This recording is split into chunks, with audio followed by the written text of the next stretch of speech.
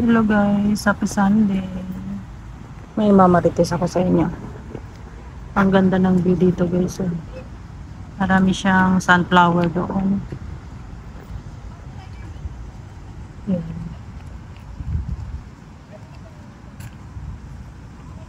Yan, nakatirik ang araw guys. Hindi ko makikita yung screen ng cellphone ko.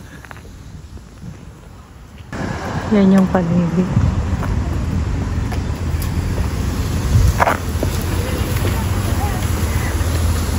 May video na ako nito guys nung una. Alam nyo ba nung December 3 may nagde-decorate dito, nakita namin. Yung pala dito ginawa yung yung birthday ni Jessie Mendiola. Nakita ko sa vlog niya. Ayan, ganyan siya.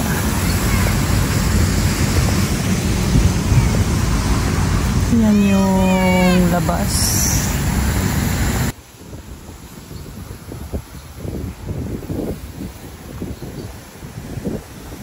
Yan, papasok. Dito ginawa yung maganda tong lugar para sa mga yung okasyon.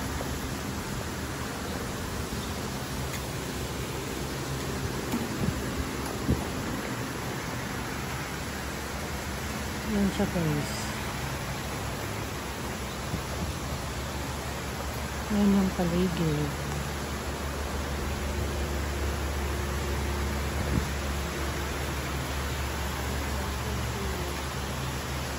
Okay.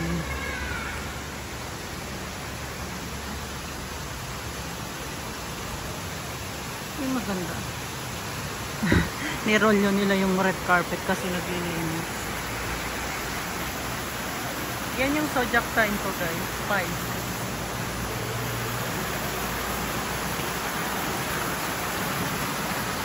Yan ang view niya.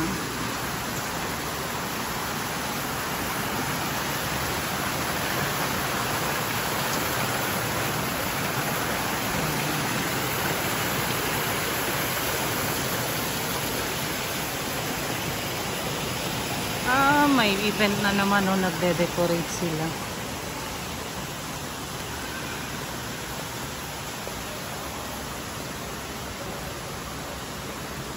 Maganda sana to guys ba.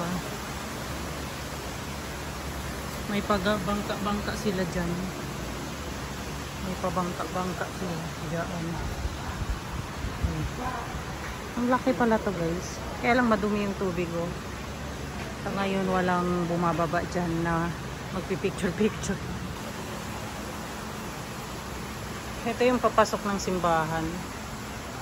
Maliit lang siya guys sa loob, pero siya naka-aircon. Yan yung both side. Yan.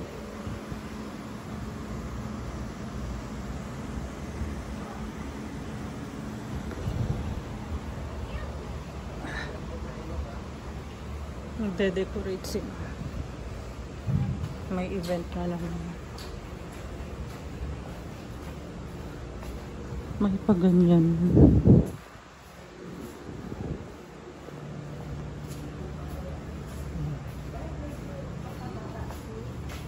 Yun yung taas ng bubong.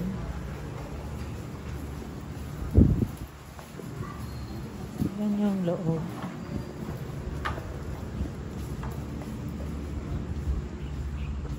Ito yung likod nga guys.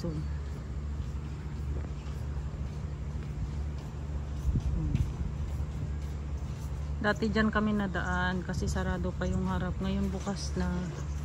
Dito na nadaan yung mga tao. Sayang yan pag malinis sana yan maganda.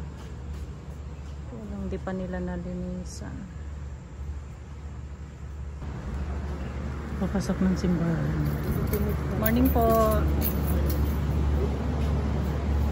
Ayun yung loob. Maganda diba? May mga wedding.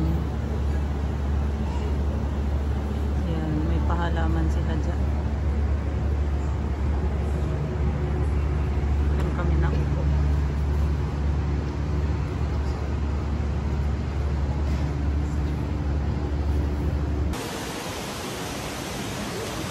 Hello guys, tapos na yung misa.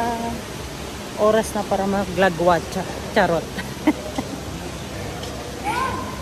Dito ginawa guys yung birthday celebration ni Jessie Mendiola nung last Sunday. Yan dito anong pangalan na Palazzo Verde. Ay, may aso. So, tapos na ang misa guys. Pauwi na tayo. At sobrang tirik na tirik yung araw. Alas 9 pa lang. Thank you for watching. Have a blessed Sunday everyone. Love you all. Bye-bye.